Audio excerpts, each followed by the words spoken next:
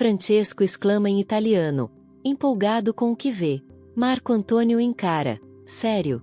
Se o senhor quiser entrar nessa mata de novo, vai ter que ir sozinho. Francesco observa o terreno, convencido. Já vi que tem água por perto. Marco retruca, impaciente. Água e mosquito, só isso. Mas Francesco insiste. Essa terra é boa, cheia de madeira de lei. Um dia vai valer ouro. Ele decide guardar o lugar para o futuro. Rindo, Francesco conclui que já viu bastante e propõe irem embora. Marco Antônio concorda, sorrindo de leve. Estou morrendo de saudade da Juliana. Francesco brinca. Espero que ela não esteja te esperando com o filho nos braços. Enquanto isso, em casa, Mariana insiste para que Juliana coma alguma coisa. Sem se alimentar, você não vai ter forças para levantar da cama. Juliana fala baixo, o olhar perdido. Eu só queria levantar. Para ir embora daqui. Mariana se assusta. Não fala assim, menina. Mas Juliana desaba. Eu perdi a vontade de viver. A enfermeira tenta animá-la, lembrando que ela é jovem, bem casada. Um dia você vai estar cercada de filhos, agarrados às suas saias. Mas Juliana balança a cabeça, triste. Eu nunca vou esquecer o que perdi. Mariana entende. Foi porque era do seu Mateu, não é? Juliana apenas confirma, com os olhos marejados. Nesse momento, Marco Antônio chega aflito. Onde está minha esposa? Mas Janete o impede de entrar. Francesco se aproxima, tenso. O que aconteceu? Janete suspira.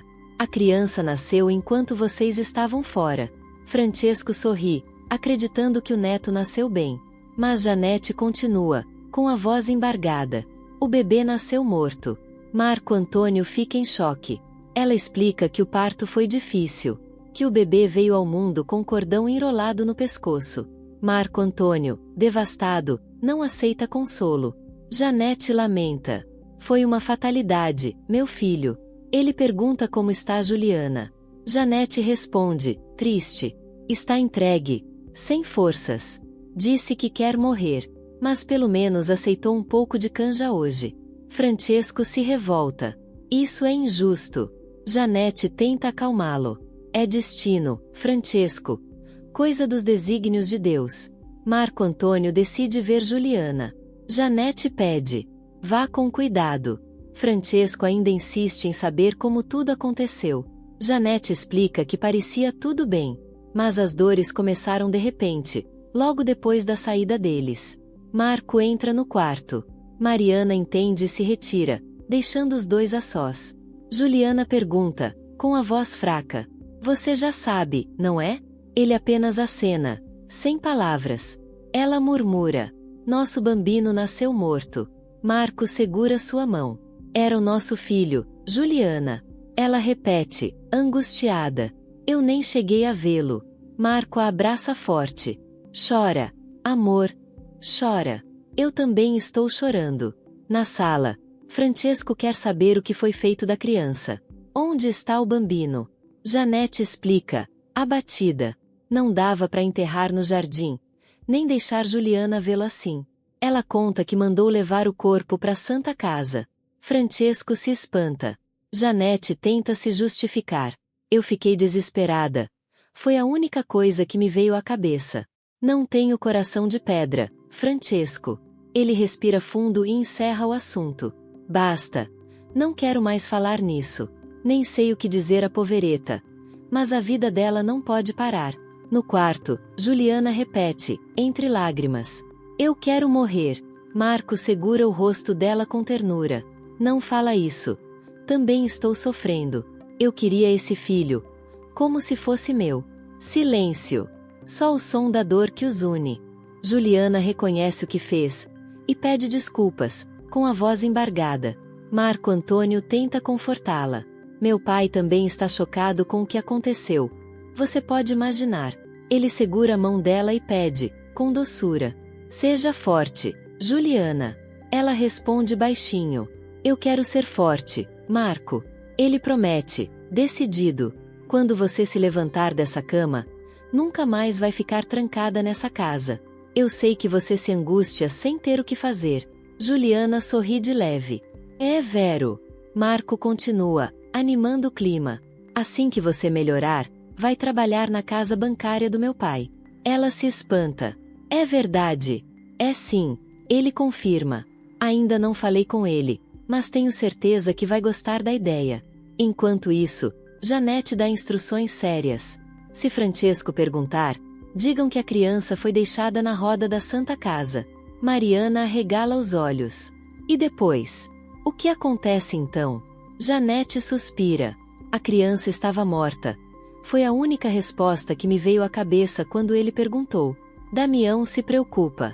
E se o patrão resolver conferir? Janete garante. Ele não vai. Seria um escândalo se descobrissem que o bebê dos Magliano foi deixado lá, morto ou vivo. Ela reforça. Firme. Juliana jamais pode saber. Ou ela vai correr atrás do filho. Mais tarde, Francesco entra no quarto e fala com Juliana. Quero te ver de pé pra vida, menina. Não envergonhe seu pai. Ele era um homem forte. Juliana baixa a cabeça. Sim, senhor Francesco. Ele se aproxima e fala com ternura. Chore. Chore até secar as lágrimas. Depois, levante a cabeça e enfrente a vida. Você não está morta. Ele pergunta se ela entende. Juliana apenas acena. Francesco sorri, emocionado. Eu te amo muito, minha filha. Se despede, rindo suavemente. Marco observa a cena e comenta com carinho. Ele te ama tanto, que às vezes eu penso que te considera como uma filha mesmo. Mais tarde, Francesco conversa com Paola. Como está seu pai? Ela responde que os pais continuam na fazenda. Francesco ri. Imaginei. Paola elogia. O senhor é um homem muito simpático. Ele brinca. Nada disso, sou apenas um velho. Ela reage. Surpresa. Velho nada. Em outro momento, Juliana diz que já está se sentindo melhor. Marco se assusta. Você não devia ter saído do quarto. Ainda está de resguardo. Ela franze a testa. O que é resguardo? Eu quero começar a vida de novo. Ele sorri. Isso é bom. Você é forte, Juliana. Ela responde, convicta. Se antes eu não era, agora vou ser. Marco promete. E eu vou estar sempre ao seu lado. Mas Juliana muda de tom. Eu vi meu pai e minha mãe sendo jogados ao mar. Por causa daquela peste no navio. Marco tenta interromper. Não pensa mais nisso. Ela continua. Firme. Já chorei tudo por eles. E quando pensar no meu filho, vou jogar uma flor no mar. O mar é o túmulo dos meus pais. Marco a abraça. Aflito. Chega. Juliana. Não se martiriza assim. Mas ela insiste, a voz trêmula. Onde eu vou pôr uma flor? Pro meu filho. Marco suspira, cansado da dor. Juliana, por favor. Ela baixa o olhar e confessa. Eu só não me conformo. Por não saber onde ele foi enterrado. Silêncio. A dor dela continua ecoando. Marco Antônio olha para Juliana, cansado da dor que o cerca. Você vai se martirizar a vida inteira por isso? Ele tenta amenizar. Quando jogar flores no mar pelos seus pais, jogue também uma pro seu filho. Juliana o encara, magoada. Você não disse nosso filho. Marco suspira. Eu sei que você chora por Mateu. Ela respira fundo, firme. Não vou mais chorar. Amor e mio. Longe dali, Rosana fala com Mateu. Você precisa ficar grudado no cabo da enxada como os outros. Mateu responde, irritado. Eu estava ajudando Bartolo a cuidar dos pés de café. Ele ficou doente. E a mulher dele trabalha na casa, não pode ajudar. Rosana rebate, fria. Isso é obrigação do Bartolo, não sua. Mateu retruca.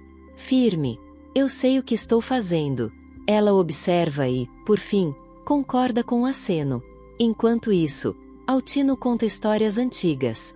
Daquele entreveiro todo na capital, sobrou para mim uma pedrada na cabeça e uns dias de memória curta. Gomercindo pergunta, curioso. E agora, já está bem? Altino ri. Já passou. Mas agora eu sei do que esses italianos são capazes. Maria, preocupada, pergunta. E a sua filha, Angélica? Nunca mais a viu? Altino garante. Não voltei mais naquela casa. Mas minha filha está bem, pode ter certeza. Maria suspira. Eu morro de saudade dela. Altino olha para Gomercindo. Leva ela até lá, homem. Gomercindo balança a cabeça. Não posso sair da fazenda. E ainda sinto muita falta de Maria do Socorro. Maria muda de assunto. Ouvi dizer que você anda pensando em comprar uma casa por lá. É verdade? Gomercindo admite. Ainda não decidi. Se compro pronta ou se construo. Altino comenta, pensativo. Construir dá trabalho. E tem muita casa boa por aí. Verdadeiros palacetes por preços baixos, por causa da crise. Gomercindo concorda. Já pensei nisso. Altino completa. Dinheiro na mão. Você escolhe o que quiser. Maria sorri. Eu ia gostar disso. Enquanto isso, o tenor escuta Damião, incrédulo. Você está dizendo a verdade? Damião afirma. É pura verdade. Naná não vive mais com o filho dela. Antenor se alarma. Onde ela está? Damião dá de ombros. Não sei. Só falei com ela depois que você apareceu. Para saber se queria te ver. Antenor reconhece. E daí? Damião explica. Ela não acreditou quando eu disse que você não estava atrás do filho dela. Antenor murmura. E eu realmente não estou. Pois é. Responde Damião. Mas ela não acreditou. Por isso. Sumiu no mundo. Não deixou rastro. Antenor suspira. Incrédulo. Damião completa. Para ela, você continua sendo o capitão do mato de Gomercindo. E acha que o maldito ainda está caçando o filho dela. Em outro canto, Batista conversa com Tizil, meio irritado. Às vezes eu penso que esse povo é trouxa. Tizil pergunta. Por quê? Vieram da terra deles, cruzaram o Atlântico. Para viver no cabo da enxada aqui. Coitados! Ele balança a cabeça, suspirando. Dá até pena deles às vezes. Tizil não se contém. Mas o Senhor também explora eles na caderneta. Batista se vira, furioso. Cala a boca, Tizil. Se repetir essa bobagem, corto tua língua. Silêncio. O medo toma conta. E o peso da injustiça continua pairando no ar. Batista encara Tizil e explica. Sério. Aqui eu só faço o que o patrão manda. Não posso perder essa gente. Ele suspira. Se os italianos forem embora, o patrão tá arruinado. Tizil concorda. De nada adianta ter milhões de pés de café, se não tiver quem colha o fruto. Batista estranha. E de onde você tirou isso, hein? Tizil responde com calma. Se o patrão tivesse que colher tudo sozinho, começaria hoje e nunca terminaria. Morreria antes de chegar na metade do cafezal. Batista ri, impressionado. Se depender do tempo de vida que resta a ele, ainda sobra café no pé. Tizil balança a cabeça. Ele levaria uns 50 anos. E ainda não terminaria nem a primeira colheita. Batista fica boquiaberto. De onde você tirou essas contas, Tizil?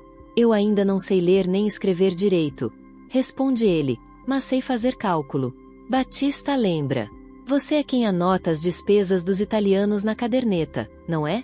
Sou eu mesmo, confirma Tizil. Aprendi contando as chibatadas que meu pai levava, lá numa fazenda distante. Batista fica em silêncio por um instante. Depois comenta, amargo. A fortuna desse povo foi feita por 2 negrinhos, o escravo e o café. Mas é assim mesmo. Enquanto isso, Juliana encara Damião, decidida. Eu quero a verdade, Damião. Para onde você levou o meu filho? Damião tenta evitar. Dona Juliana. Não devia perguntar isso agora. Mas ela insiste, com os olhos marejados. Eu confio em você.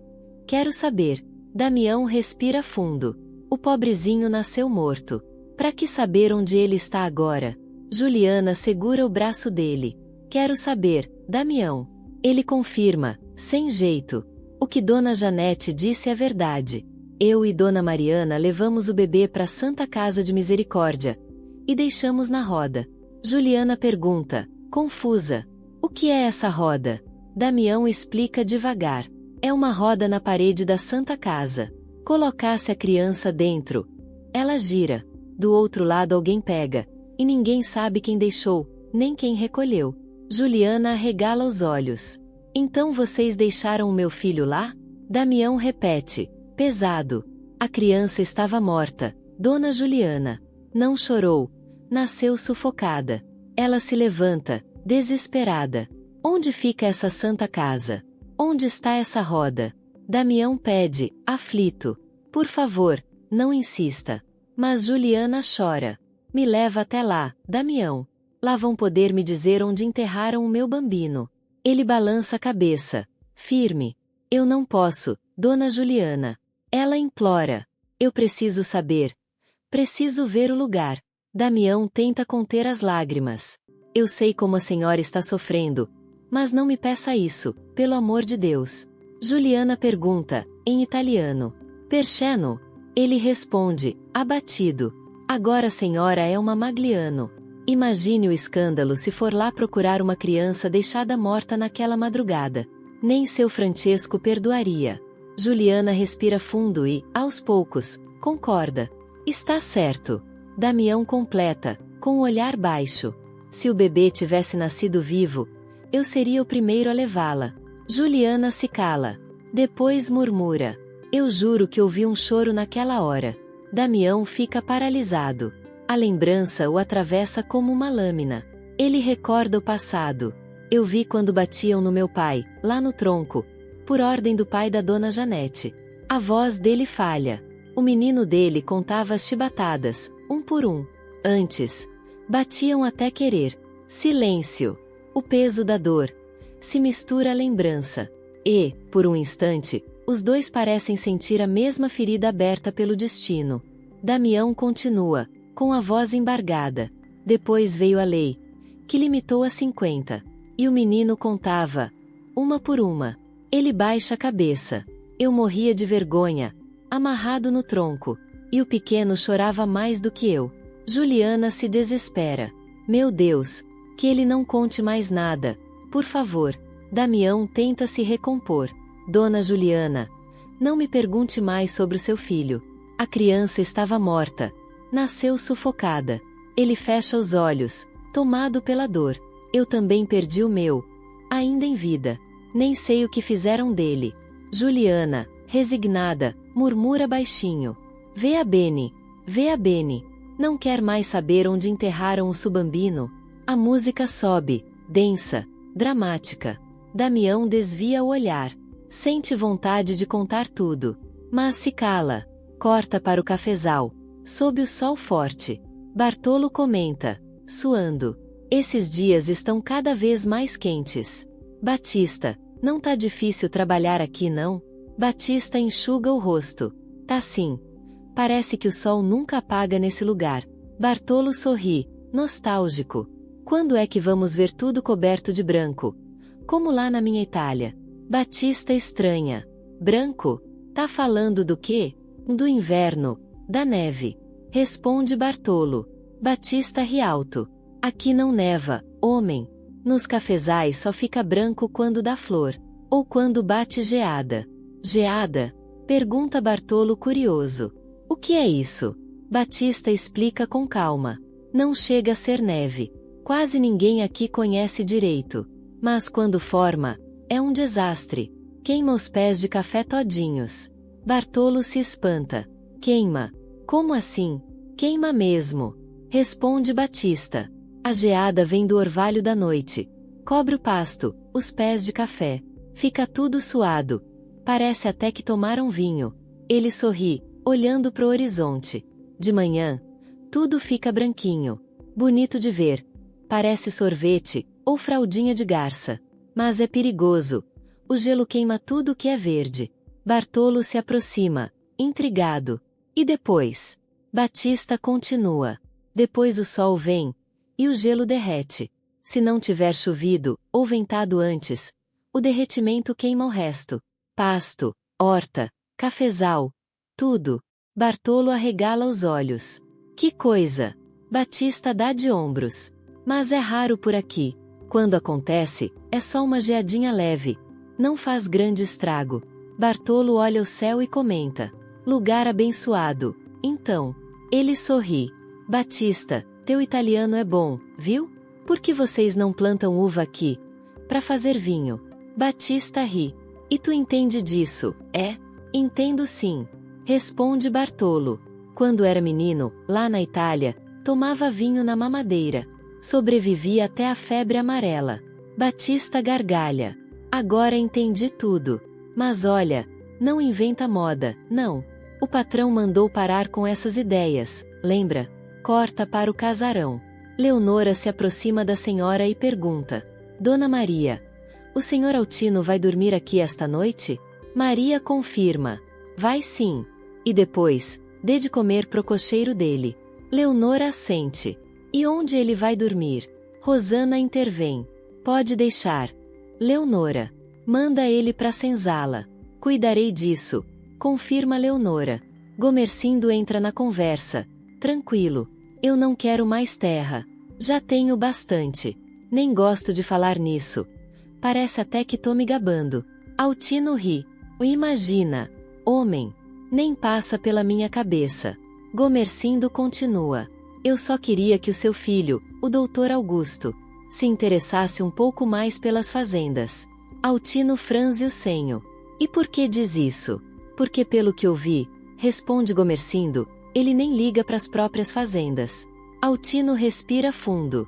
É verdade. Ele não se interessa mesmo. Silêncio. A tensão fica no ar. O peso das gerações. E o futuro incerto de tudo aquilo. Gomercindo pergunta, curioso: e o rapaz?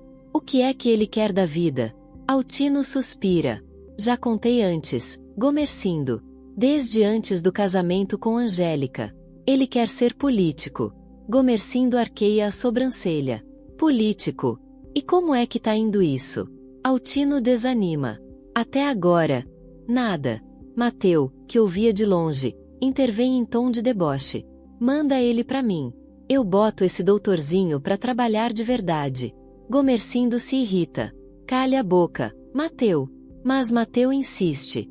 O genro do senhor é um vagabundo. Rosana, em outro canto, cochicha com Leonora. Eu não gosto do doutor Augusto. Leonora se espanta. Rosana, ele é marido da tua irmã. Rosana revira os olhos. Eu sei, mas não gosto desse maledeto. Leonora ri sem graça. Não diga isso. Mas Rosana fala com firmeza. Digo sim. Ele não presta. Pelo jeito que trata minha irmã. Um homem desses não pode prestar. Leonora se aproxima, curiosa. Por quê? Rosana olha para os lados e sussurra. Eu desconfio que ele tem outra mulher em São Paulo. Já te falei isso antes, lembra? Leonora fica chocada. É verdade. Enquanto isso, em São Paulo, Paola encara Augusto. A mulher ainda te espera? Ele confirma, irritado. Espera. Paola percebe o tom e provoca. Por que está bravo? Augusto explode. Porque eu não suporto mais essa vida. Passo o tempo rezando para que ela já esteja dormindo. Quando chego em casa, Paola, fria, pergunta: e se ela estiver dormindo? Você volta para mim? Augusto suspira. Volto. De volta à fazenda, Gomercindo tenta aliviar o clima. Seu Tino, não se incomode com o que o Mateu falou do seu filho. Altino responde sério. Não vim aqui para discutir isso. Gomercindo muda de tom. Então me diga, qual vai ser o papel dele na política? Eu confesso que nunca entendo essas coisas direito. Altino explica. Ele vai ser deputado. E tem talento para isso. Na faculdade, sempre se envolvia. Liderava debates, com boa fala e ideias fortes. Mateu resmunga. No trabalho é que ele não gosta.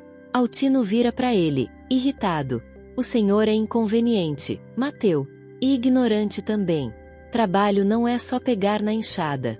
O silêncio pesa. Gomercindo decide mudar de assunto. Vamos falar de outra coisa. Onde está acomodado o cocheiro, Tino? Juvenal, próximo dali, conversa com Tizil. Dorme sozinho, é? Sim, gosto assim, responde Tizil. Juvenal provoca. E não se sente escravo dormindo na senzala. Tizil nega. Nunca fui escravo. E onde nasceu? Insiste Juvenal. Numa fazenda distante. Mas não gosto de lembrar disso. E o que faz por aqui? De tudo um pouco. Ordenho as vacas, ajudo Batista na venda, faço tudo que mandam, mas não ganho nada. Juvenal cruza os braços. Então é um escravo. Tizil se cala. Juvenal continua. Estive uns dias na capital, servindo Dona Angélica, mas quem mais me mandava era outra pessoa.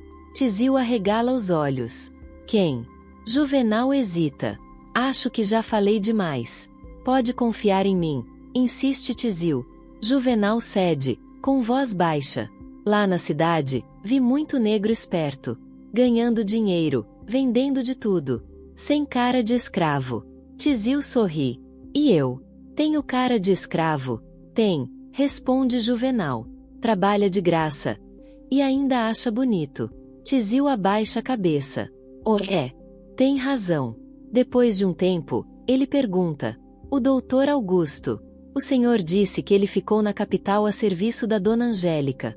Mas ele tem outra mulher lá, não tem? Juvenal se espanta. Não. Você entendeu errado. Ele levou uma italiana da fazenda do pai. Montou casa para ela na cidade. Antes mesmo de se casar com a filha do patrão. Tizil abre um sorriso travesso. Que história interessante. Juvenal o encara. Sério. Se abrir o bico, cortam tua língua. Tizil finge inocência. Eu nem ouvi nada. Sou surdo e mudo. Juvenal balança a cabeça. Em assunto de família, quem fala demais paga caro. Tizil concorda. Então, é melhor a gente ir dormir. Corta para Angélica, sozinha no quarto. Ela suspira, olhando a janela aberta. As reuniões políticas do Augusto sempre acabam tão tarde. Augusto entra, cansado. São aborrecidas demais. O silêncio entre os dois diz mais do que qualquer palavra. Angélica olha para ele, desconfiada. Pergunta por que ele chega sempre tão tarde. Augusto suspira. Diz que fica sem jeito de sair no meio das discussões. Ela insiste. Que discussões são essas, Augusto? Ele balança a cabeça. Não adianta explicar. Você não entenderia. Angélica tenta mudar o tom. Pergunta se ele está cansado. E ele, com meio sorriso, confessa. Quando volto para casa, só penso em você. Fica em silêncio por um instante. Depois completa. No meio daquelas conversas sobre o sexo dos anjos. Só quero fugir dali. Me pergunto o que estou fazendo naquele lugar, ouvindo tanta bobagem, enquanto minha mulher me espera. Angélica, tocada, pergunta por que ele não foi embora.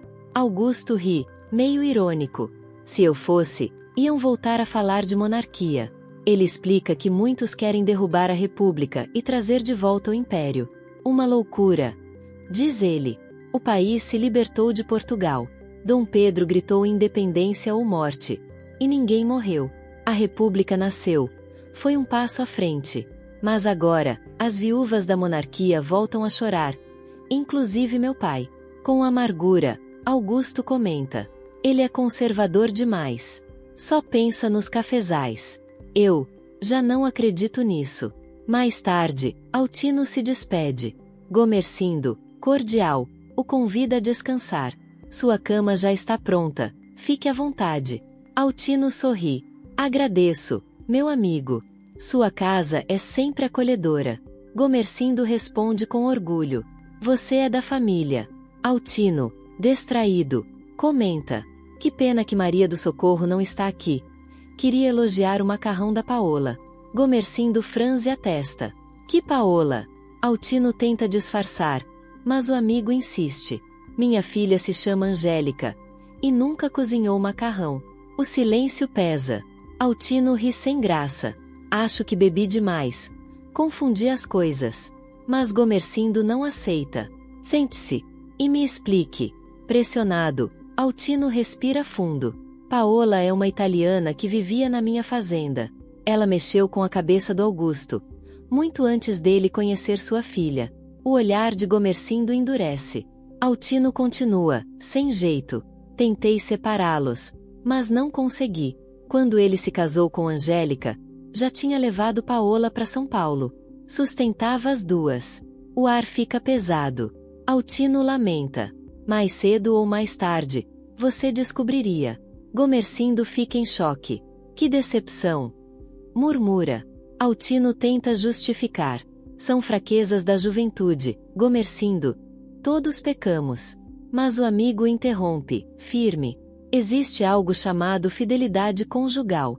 Altino suspira, quase rindo. Fidelidade eterna. Quem consegue isso, meu amigo? Gomercindo se cala, decepcionado. Depois, com voz fria, encerra.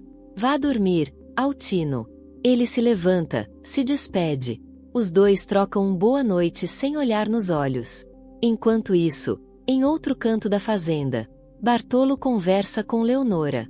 Fala sobre a imensidão daquele país. Sobre italianos no sul, plantando uva e fazendo vinho. Leonora pergunta se é verdade. Ele confirma, sonhador. Um dia, quero fazer o mesmo. Ela sorri com leveza, mas corta o devaneio. Deixa de sonhar, Bartolo. Dorme logo. Amanhã tem visita. E eu preciso estar cedo na casa do patrão. Bartolo fica em silêncio. Olha o teto, ainda sonhando com as vinhas que talvez nunca venha plantar. Bartolo insiste, com o olhar firme. Precisamos juntar dinheiro. De qualquer jeito. Lembra das palavras de Justino. Ele disse que tem italiano guardando libras esterlinas debaixo do colchão. Leonora ri, com ironia. Libras. Ah, Bartolo. O que eles devem ter debaixo do colchão é percevejo. Ele suspira, sem graça. Ela balança a cabeça, rindo sozinha. Enquanto isso, em outro canto da casa, Maria pergunta se Gomercindo vai se deitar vestido. Ele se irrita. Deixa-me em paz, mulher. Altino já deve estar roncando. Maledeto. Maria estranha. Que foi, homem? Gomercindo tenta disfarçar. Nada. Mas o olhar dele entrega raiva. Tenho vontade de pegar aquele filho, diz, entre dentes, e torcer o pescoço dele como se fosse uma galinha. Maria se assusta. Por que fala isso? Ele respira fundo, fecha a cara. É nada. É um assunto que eu mesmo vou resolver. Ela insiste em saber, mas ele corta. Amanhã vou para São Paulo. E você, pare com as perguntas e vá dormir. A noite cai. Juliana chora baixinho. Eu voglio chorar mais. Marco Antônio a abraça. Não chora, amor. A vida continua. Ela respira fundo. Vero. Prometo ser forte. Vamos ter muitos filhos, sim? Ele sorri. Quantos você quiser? 1000, se quiser. Ela ri, emocionada. Não quero pensar em mais nada. Seu pai vai deixar eu trabalhar na casa bancária? Marco garante. Vai sim. Assim que passar o resguardo, você vai comigo todos os dias. Juliana reclama de ficar presa. Não sinto mais nada, mas ainda tenho que esperar, não é? Ele confirma. Carinhoso. Ela pede um beijo. Me beija. Quero dormir em paz. O som do beijo quebra o silêncio. Buona notte. Dizem juntos, antes de se deitarem. Marco, sonolento, ainda murmura. Talvez eu te leve comigo amanhã. Corta para